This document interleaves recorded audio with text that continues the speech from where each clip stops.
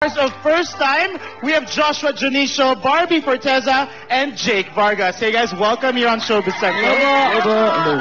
Now, before anything else, I want to congratulate you in advance. This is such a big break for the three of you. Alam kong bukas na magsisimula ang first time. Pero, bago yan, may mga natanungan muna kami sa set ninyo na kung ano bang nangyari sa set ng first time. So, ito yung mga nasagap naming balita na si Joshua daw at si Barbie, ang bonding time nyo, medyo kulitan at asaran. Tapos pag kayo naman ni Jake, medyo jamming session at konting mas seryoso daw mga usapan nyo.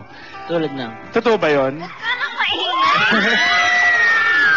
Seryosong usapan mo. Seryoso? Barbie, for you, right now, who are you closer to, you think? Si Joshua po. Joshua, because? Kasi mas may oras kami magkulitan. Ito kasi palagi lang po yan sa sasakyan eh. Talaga? At saka alam ko you guys worked together before, di ba? So, is that because na marami na kayo naging projects together, mas naging close kayo? Opo. Yes. Joshua, what can you say? Ako, hindi lang naman yung time namin magkatrabaho kasi madali naman makipag kay Barbie. Hindi siya mahirap pakisamahan. At saka nagre-react ang ating audience. So, hindi mahirap pakisamahan si Barbie. She's a very nice girl. Jake, ikaw ba minsan, kasi they've worked together in previous projects before, sometimes do you feel out of place sa love triangle na to? Hindi naman po. Ganun po talaga ako kasi tahimik lang talaga. Laging nasa isang sulok. Sila nagkukwentuhan, nagkukulitan. Parang okay lang po sa akin. Okay lang. Ano yung mga effort na ginagawa mo to ensure na magiging close din kayo ni Barbie throughout this project? Kwentuhan. Nag-uusap na kami niya ni Barbie. Kaso alam, minsan lang. Pero Hindi naman minsan, palagi naman. Palagi daw. Ikaw talaga, may tinatago ka pa. Pero, eto na lang, Barbie, ikaw na lang tatanungin ko. Between Jake and Joshua, when you guys are working together, kasi alam ko sa taping, ang oras nga napakahaba. Almost 12 hours yata ang taping ninyo. When you're in taping, sino ang mas thoughtful sa'yo? Sinong mas caring? Mas maalaga? Ganyan.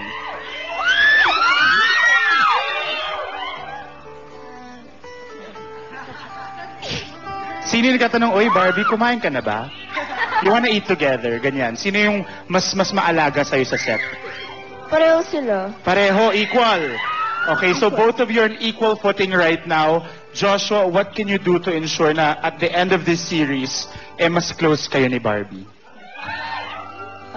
Di naman na kailangan maging close kasi umpisa pa lang ng dear friend. Magka-vibes na talaga kami nito eh. Parang wala kaming pinag-aawayan. Parang magkasundo talaga kami. Okay. Ikaw, Jake, what can you say na ano pa yung mga activities na baka you wanna share with Barbie throughout the duration of the show? Si Barbie kasi parang ano ko lang ito eh. Kapatid. Parang sister, little sister. Little sister. Okay. Si Barbie. Kuya. So you make sure na she's protected. Yeah, kasi you're a bit older than them, di ba? Opo. So, do you treat them as your parang little siblings na rin? Kuya. Okay, ito na lang. Matanong ko kasi may nakapagbulong sa akin na meron daw picture yung necklace mo, yung locket mo. I wanna see what's inside, Barbie. Hindi mo pwede. Why? Meron daw picture dyan, and I heard ito mga kapuso, makinig kayo. Ang picture daw niyan ay isa kina Jake at Joshua. Yun ang nagsabi sa akin sa set. Sabi nila, yung staff, sabi ni Stan. Can we see na lang para to show it talaga? Open up.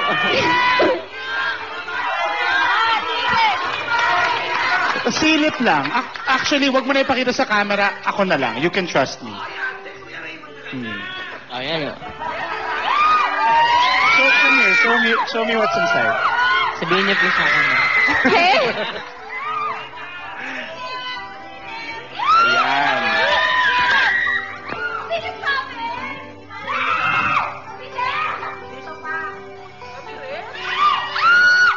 Okay. Okay, it's a nice picture naman. Pero it's true, it's not one of them.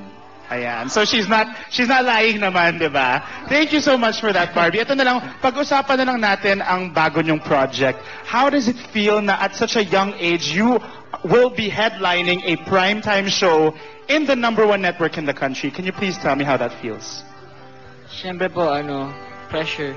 Pressure kasi kailangan, kumbaga, malaking responsibilidad ng binigay sa amin. Kasi kami na talaga yung lead role. Hindi namin tatanda. Tulad sa Stairway dati, di ba?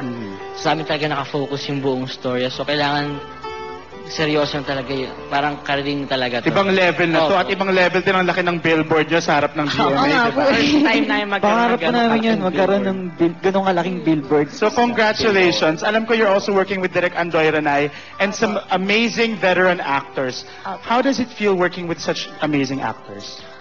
Kapag po nakakwentuhan namin sila, hindi niyo po isiping sila, ganun silang, yung level nila ganun. Parang pantay lang po kami. Binibigyan ba kayo nila ng advice na when it comes to acting or professionalism? Jake, ano yung mga nasasagap mo from working with all these actors? Yung pag-acting po na hindi namin alam, kinuturo po sa amin na para the proper way of acting.